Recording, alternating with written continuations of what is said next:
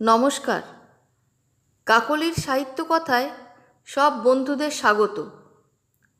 বাংলা সাহিত্যের প্রতি আমার ভালোবাসা তৈরি হয়েছিল অনেক ছোট বয়সে, যখন ভালো করে রিডিং পড়তেও শিখিনি। এমনকি যখন 4 লেটার ওয়ার্ড একবারে পড়তে পারি না, ভেঙে ভেঙে পড়তে হয়। যেমন বেলফুল পড়তে গেলে পড়তে হতো বয়কার ল বেল, ফয়হস্যু ল ফুল, বেলফুল। এই ভালোবাসা তৈরি হয়েছিল আমার মা বাবার হাত ধরে। কিভাবে হয়েছিল সে গল্প আমার ইউটিউবের সেকেন্ড ভিডিওতে করেছিলাম। আমার প্রথম ভালো লাগার বই দেব সাহিত্য কুটিরের সুয়োরানী দুয়োরানী। বাবা পড়ে শোনাতেন, আমি মন্ত্রমুগ্ধের মতো শুনতাম। নিজে নিজে বই পড়বার তীব্র আকাঙ্ক্ষায় আমি এক্সপেক্টেড টাইমের আগেই রিডিং পড়তে শিখে গেছিলাম। তারপর থেকে প্রচুর বই পড়তাম। আমার নেশাই ছিল গল্পের বই পড়া। একসময় আমার ধারণা হয়েছিল বাংলা সাহিত্য আমি খুব ভালো বুঝি, আর হয়তো গুরুমারা বিদ্যে হয়েছে আমার, মানে বাবার চেয়েও ভালো বুঝি। কিন্তু সে ধারণা একটা ঘটনায় আমার একদিন ভেঙে গেল। সে ঘটনাটা এখন বলছি। সালটা 1984। উচ্চ মাধ্যমিক পরীক্ষার টেস্ট হয়ে গেছে, স্টাডি লিভ চলছে। আমাদের বাংলা সিলেবাসে র্যাপিড রিডার ছিল গল্প সংকলন। রবীন্দ্রনাথ ঠাকুরের কিছু ছোট গল্পের সমাহার ছিল তাতে। তার নোট বই সারা 11-12 চলাকালীন বেরুলো না, বেরুলো ফেব্রুয়ারি মাসে, পরীক্ষার মাস 2 আগে। একদিন নোট বইটা পড়ছি, গল্প রামকানাইয়ের নির্বুদ্ধিতা। নোট বইতে প্রশ্ন, রামকানাইয়ের সংসারে কে কে ছিল? উত্তরে দেওয়া আছে রামকানাই, রামকানাইয়ের স্ত্রী, পুত্র নবদ্বীপ, নবদ্বীপের স্ত্রী এবং তার শিশুপুত্র। অবাক হলাম, নবদ্বীপের শিশুপুত্র আবার এলো কোত্থেকে? গল্পতে তো ওর উল্লেখ নেই। 3 পাতার তো গল্প, বোধহয় 25 বার আমার পড়া হয়ে গেছে। আবার একবার পড়লাম, না, কোথাও নবদ্বীপের ছেলের কথা লেখা নেই। ভুল লিখেছে নোট বইতে? তাই হবে। কিন্তু মনটা একটু খুঁতখুত করতে লাগলো। ভাবলাম বাবাকে একবার জিজ্ঞেস করে দেখি। ব্যাপারটা বাবাকে বললাম। বাবা বললেন, দেখি গল্পটা।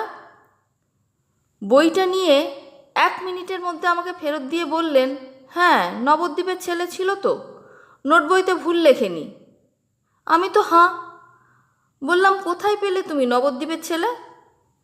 বাবা বললেন, ওই যে লেখা রয়েছে, নবদ্বীপের মা নবদ্বীপকে কিছুতেই চাকরি করতে দেন নাই এবং সকাল সকাল বিবাহ দিয়াছিলেন এবং শত্রুর মুখে ভস্ম নিক্ষেপ করিয়া বিবাহ নিষ্ফল হয় নাই। জিজ্ঞেস করলেন, বিবাহ নিষ্ফল হয় নাই মানে কি? আমি বলতে চেষ্টা করলাম, মানে আর কি, বিবাহ খুব সফল হয়েছিল, মানে হ্যাপি ম্যারেড লাইফ মানে। বাবা আমাকে থামিয়ে দিয়ে বললেন, বিবাহ নিষ্ফল হয় নাই মানে বিবাহের ফল হয়েছিল। পুত্র সন্তানকে বিবাহের ফল বলা হয়, সুতরাং নবদ্বীপে শিশুপুত্র ছিল, নোট বইতে ঠিকই লিখেছে। আমি এত অবাক হয়ে গেলাম যে কিছুক্ষণ কথাই বলতে পারলাম না। খানিকক্ষণ পরে বললাম, একটা সোজা কথা এত ঘুরিয়ে লিখলে কি বোঝা যায়? একটু সাধারণভাবে লিখলে। বাবা আবার আমাকে থামিয়ে দিয়ে বললেন, রবি ঠাকুর কি সাধারণ যে সাধারণভাবে লিখবেন? ওই লেখা পড়েই বুঝে নিতে হবে। বুঝলাম অনেক কিছু। বুঝলাম নবদ্বীপের পুত্র সন্তান ছিল। আরও বুঝলাম গুরুমারা বিদ্যে আমার হয়নি। আর এটাও বুঝলাম বাংলা সাহিত্য আমি খুব ভালো বুঝি, এই ধারণাটাও আমার ভুল। রামকানাইয়ের নির্বুদ্ধিতা গল্পটা সেই কতকাল আগের লেখা, কিন্তু গল্পের কুশীলবদের আজকের সমাজেও হয়তো খুঁজলে পাওয়া যাবে। আজকের সাহিত্য কথায় আমার নিবেদন, রবি ঠাকুরের রামকানাইয়ের নির্বুদ্ধিতা। শুরু করছি পাঠ। বন্ধুরা, তোমরা জানিও কেমন লাগলো। যাহারা বলে গুরুচরণের মৃত্যুকালে তাহার দ্বিতীয় পক্ষের সংসারটি অন্তঃপুরে বসিয়া তাস খেলিতেছিলেন, তাহারা বিশ্বনিন্দুক, তাহারা তিলকে তাল করিয়া তোলে। আসলে গৃহিণী তখন এক পায়ের উপর বসিয়া দ্বিতীয় পায়ের হাঁটু চিবুক পর্যন্ত উত্থিত করিয়া কাঁচা তেঁতুল, কাঁচা লঙ্কা এবং চিংড়ি মাছের ঝাল চচ্চড়ি দিয়া অত্যন্ত মনোযোগের সহিত পান্তা ভাত খাইতেছিলেন। বাহির হইতে যখন ডাক পড়িল, তখন স্তূপাকৃত চর্বিত ডাঁটা এবং নিঃশেষিত অন্নপাত্রটি ফেলিয়া গম্ভীর মুখে কহিলেন, দুটো পান্তা ভাত যে মুখে দেব তারও সময় পাওয়া যায় না। এদিকে ডাক্তার যখন জবাব দিয়া গেল, তখন গুরুচরণের ভাই রামকানাই রোগীর পার্শ্বে বসিয়া ধীরে ধীরে কহিলেন, দাদা, যদি তোমার উইল করিবার ইচ্ছে থাকে তো বলো। গুরুচরণ ক্ষীণস্বরে বলিলেন, আমি বলি, তুমি লিখিয়া লও। রামকানাই কাগজ কলম লইয়া প্রস্তুত হইলেন। গুরুচরণ বলিয়া গেলেন, আমার স্থাবর অস্থাবর সমস্ত বিষয় সম্পত্তি আমার ধর্মপত্নী শ্রীমতী বরদা সুন্দরীকে দান করিলাম। রামকানাই লিখিলেন, কিন্তু লিখিতে তাহার কলম সরিতেছিল না। তাহার বড় আশা ছিল তাহার একমাত্র পুত্র নবদ্বীপ অপুত্রক জ্যাঠামশায়ের সমস্ত বিষয় সম্পত্তির অধিকারী হইবে। যদিও দুই ভাইয়ে পৃথগণ্য ছিলেন, তথাপি এই আশায় নবদ্বীপের মা নবদ্বীপকে কিছুতেই চাকরি করিতে দেন নাই এবং সকাল সকাল বিবাহ দিয়াছিলেন এবং শত্রুর মুখে ভস্ম নিক্ষেপ করিয়া বিবাহ নিষ্ফল হয় নাই। কিন্তু তথাপি রামকানাই লিখিলেন এবং সই করিবার জন্য কলমটা দাদার হাতে দিলেন।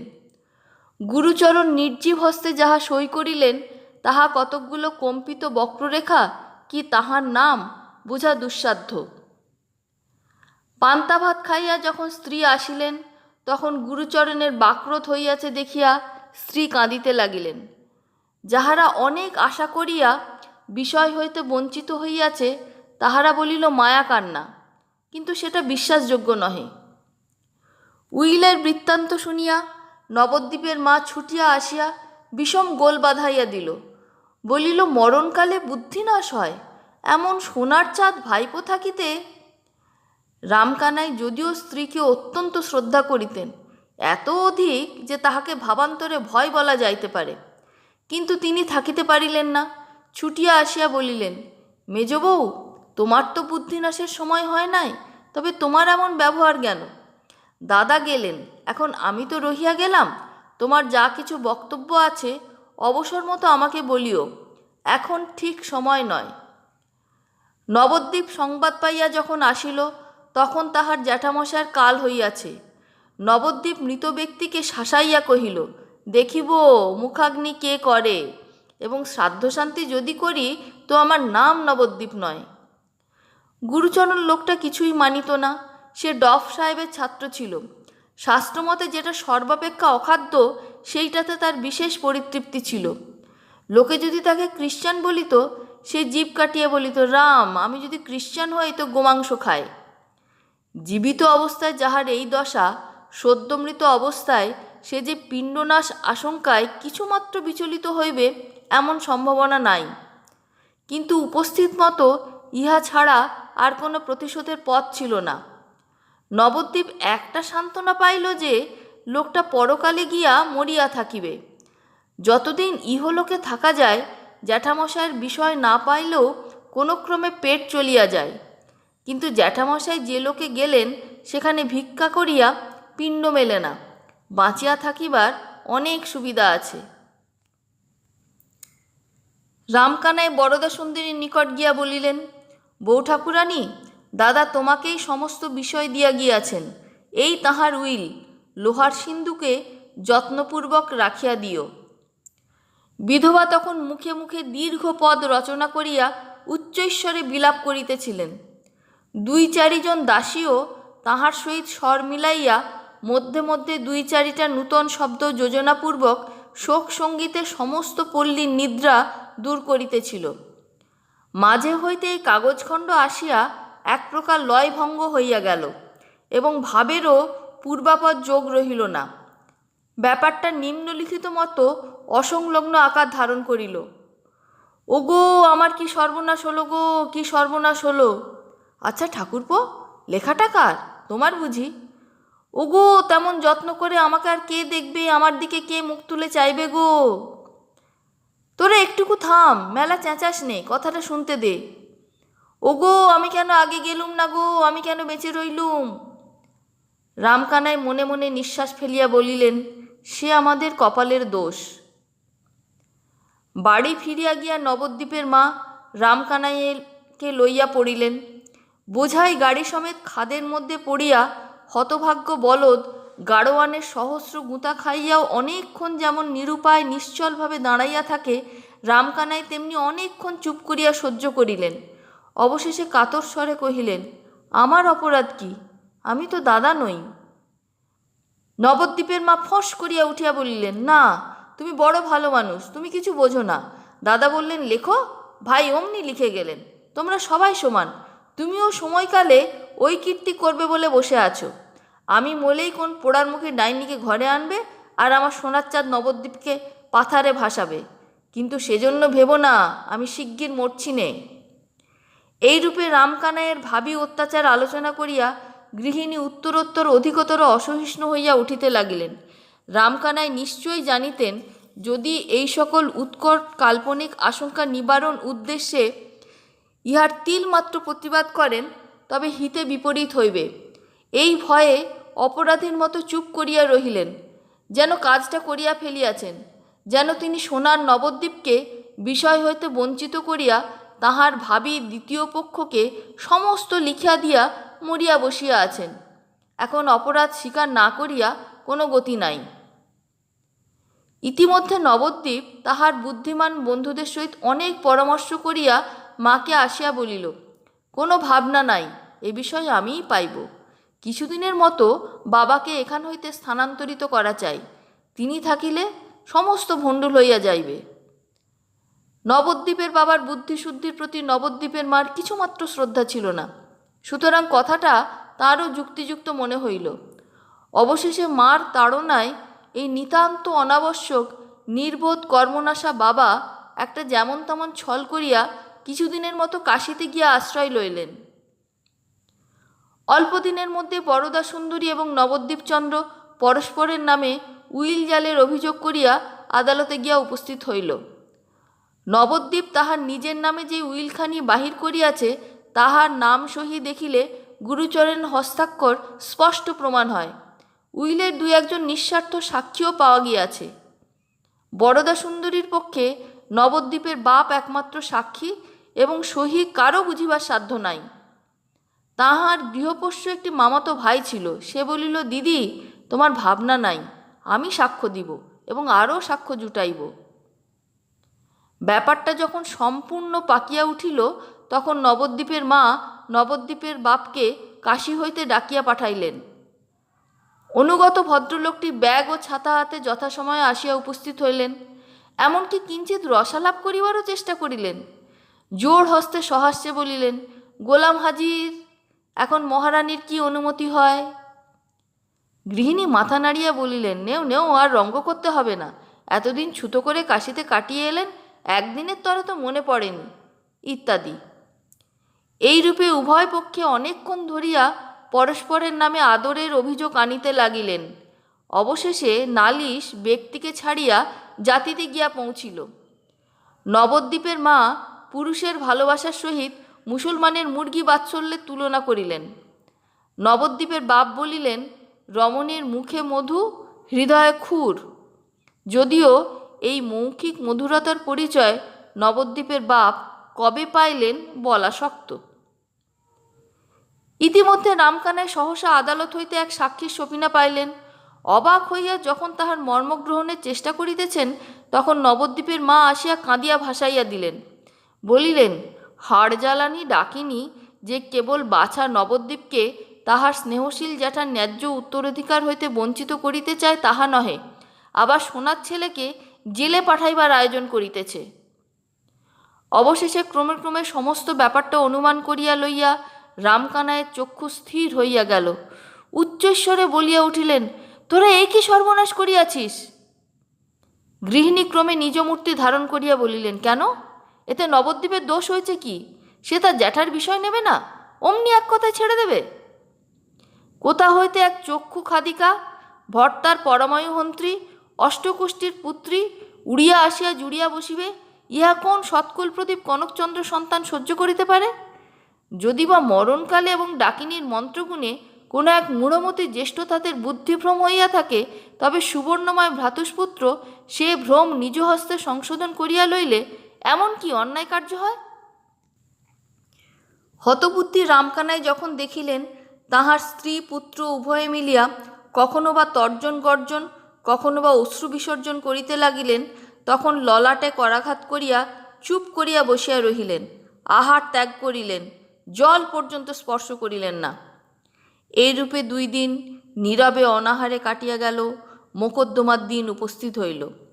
ইতিমধ্যে নবদ্বীপ বরদা সুন্দরীর মামাতো ভাইটিকে ভয় প্রলোভন দেখাইয়া এমনি বশ করিয়া লইয়াছে যে সে অনায়াসে নবদ্বীপের পক্ষে সাক্ষ্য দিল।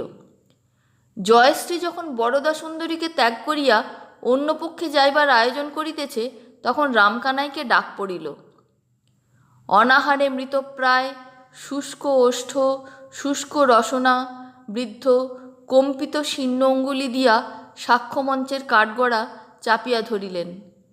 চতুর ব্যারিস্টার অত্যন্ত কৌশলে কথা বাহির করিয়া লইবার জন্য জেরা করিতে আরম্ভ করিলেন। বহুদূর হইতে আরম্ভ করিয়া সাবধানে অতি ধীর বক্রগতিতে প্রসঙ্গের নিকটবর্তী হইবার উদ্যোগ করিতে লাগিলেন। তখন রামকানাই জজের দিকে ফিরিয়া জোর হস্তে কহিলেন, হুজুর, আমি বৃদ্ধ, অত্যন্ত দুর্বল, অধিক কথা কহিবার সামর্থ্য নাই। আমার যা বলিবার সংক্ষেপে বলিয়া লই। আমার দাদা স্বর্গীয় গুরুচরণ চক্রবর্তী মৃত্যুকালে সমস্ত বিষয় সম্পত্তি তাহার পত্নী শ্রীমতী বরদা সুন্দরীকে উইল করিয়া দিয়া যান। সেই উইল আমি নিজ হস্তে লিখিয়াছি এবং দাদা নিজ হস্তে স্বাক্ষর করিয়াছেন। আমার পুত্র নবদ্বীপচন্দ্র যে উইল দাখিল করিয়াছেন তাহা মিথ্যা। এই বলিয়া রামকানাই কাঁপিতে কাঁপিতে মূর্ছিত হইয়া পড়িলেন। চতুর ব্যারিস্টার সকৌতুকে পার্শ্ববর্তী অ্যাটর্নিকে বলিলেন, ভাই জোফ, লোকটাকে কেমন ঠেসে ধরেছিলুম। মামাতো ভাই ছুটিয়া গিয়া দিদিকে বলিল, বুড়ো সমস্ত মাটি করিয়াছিল, আমার সাক্ষ্যে মকদ্দমা রক্ষা পায়। দিদি বলিলেন, বটে, লোককে চিনতে পারে, আমি বুড়োকে ভালো বলে জানতুম। কারাবরুদ্ধ নবদ্বীপের বুদ্ধিমান বন্ধুরা অনেক ভাবিয়া স্থির করিল, নিশ্চয়ই বৃদ্ধ ভয়ে এই কাজ করিয়া ফেলিয়াছে। সাক্ষীর বাক্সের মধ্যে উঠিয়া বুড়া বুদ্ধি ঠিক রাখিতে পারে নাই। এমনতর আস্ত নির্বোধ সমস্ত শহর খুঁজিলে মিলে না। গৃহে ফিরিয়া আসিয়া রামকানাইয়ের কঠিন বিকার্যর উপস্থিত হইল। প্রলাপে পুত্রের নাম উচ্চারণ করিতে করিতে এই নির্বোধ সর্বকর্ম পণ্ডকারী নবদ্বীপের অনাবশ্যক বাপ পৃথিবী হইতে অপসৃত হইয়া গেল। আত্মীয়দের মধ্যে কেহ কেহ কহিল, আর কিছুদিন পূর্বে গেলেই ভালো হইত, কিন্তু তাহাদের নাম করিতে চাহি না।